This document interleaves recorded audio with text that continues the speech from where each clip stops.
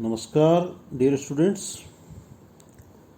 आज हम चर्चा कर रहे हैं महाराजा गंगा सिंह विश्वविद्यालय के बीए पार्ट सेकंड में पढ़ाए जाने वाले पर्चे की सोशियोलॉजी के फर्स्ट पेपर की सामाजिक अनुसंधान की विधियां। ये महाराजा गंगा सिंह विश्वविद्यालय में समाजशास्त्र के बीए पार्ट सेकंड के फर्स्ट पर्चे के रूप में पढ़ाया जा रहा है और यही पेपर राजस्थान विश्वविद्यालय के बीए पार्ट सेकंड के फर्स्ट पर्चे के रूप में पढ़ाया जा रहा है। और दोनों ही विश्वविद्यालयों के संदर्भ में हमने जिस टॉपिक का चयन किया है वो है सामाजिक अनुसंधान के प्रकार।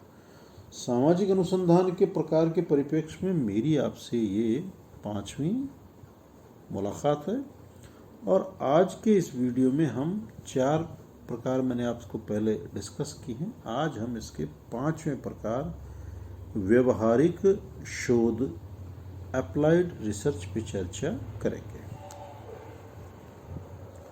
फिस्टिंगर तथा काज ने बताया कि जब उपयोगितावादी दृष्टिकोण को लेकर उद्योग या प्रशासन के लिए तथ्यों का संकलन किया जाता है एवं नीति निर्माताओं को जिसकी आवश्यकता होती है तो इसे व्यवहारिक शोध के नाम से जाना जाता है।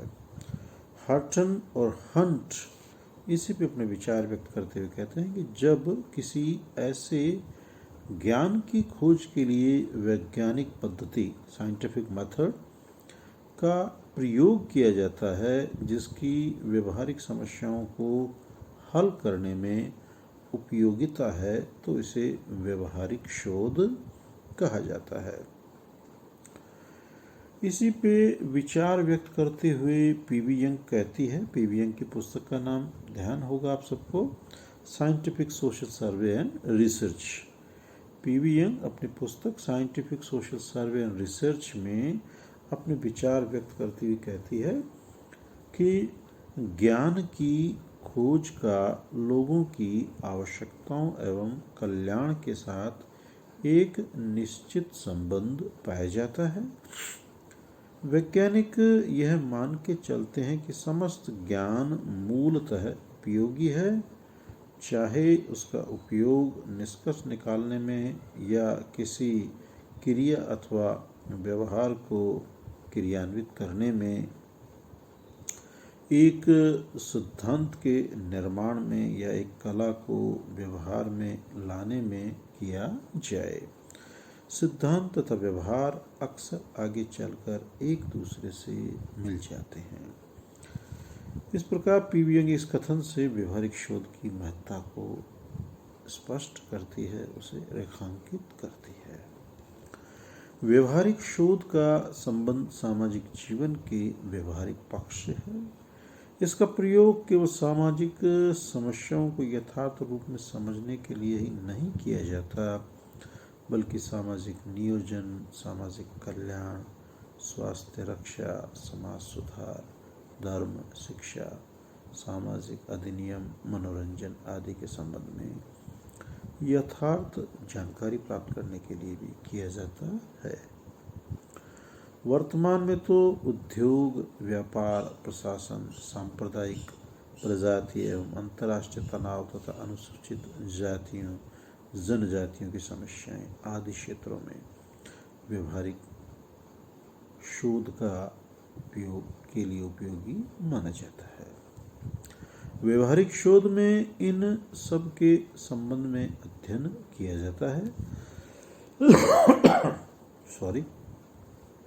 और तथ्यों की कारण सहित विवेचना की जाती है।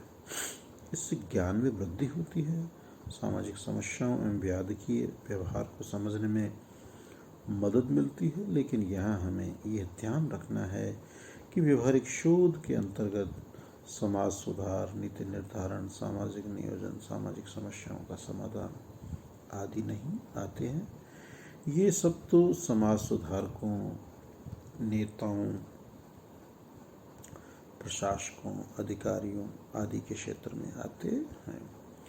व्यवहारिक शोधकर्ता तो सामाजिक समस्याओं, व्याधिकीय परिस्थितियों तथा सामाजिक जीवन के विभिन्न पक्षों का यथार्थ चित्रण कर तर्कयुक्त ज्ञान के रूप में इनके कार्य में योगदान देता है। व्यवहारिक शोध में भी उन्हीं प्रविधियों उपकरणों का प्रयोग किया जाता है जिनका प्रयोग विशुद्ध शोध में किया जाता है।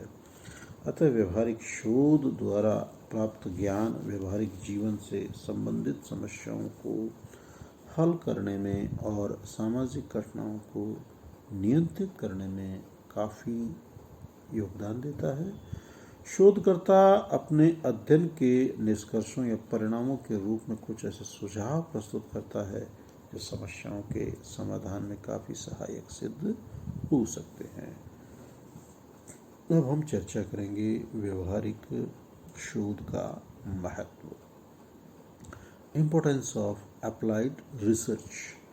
व्यवहारिक शोध की उपयोगिता एवं महत्व पर प्रकाश डालते हुए स्टाउफर लिखते हैं कि यदि समाज विज्ञानों को अपना महत्व बढ़ाना है तो उन्हें अपने व्यवहारिक पक्ष को सफल बनाना होगा।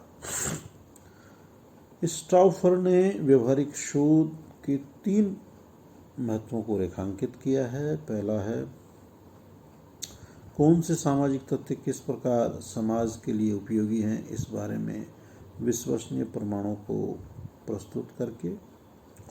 दूसरा है ऐसी प्रविधियों टेक्निक्स का उपयोग एवं विकास करके जो कि विशुद्ध शोध के लिए भी उपयोगी प्रमाणित हों। और तीसरा है ऐसे तथ्यों व विचारों को प्रस्तुत करके जो सामान्यीकरण जनरलाइजेशन की प्रक्रिया को आगे बढ़ाएं। विशुद्ध एवं व्यवहारिक शोध दोनों ही समाज के लिए उपयोगी हैं। विशुद्ध शोध में सामाजिक जीवन के सैद्धांतिक पक्ष का तो व्यवहारिक शोध में व्यवहारिक पक्ष का अध्ययन किया जाता है। ये दोनों ही प्रकार के शोध एक दूसरे के विकास में योगदान देते हैं। जहाँ विशुद्ध शोध सिद्धांत एवं नियमों को ज्ञात करता है, वहाँ व्यवहारिक शोध वास्तविक जीवन के संबंध में ज्ञान संकलित करता है।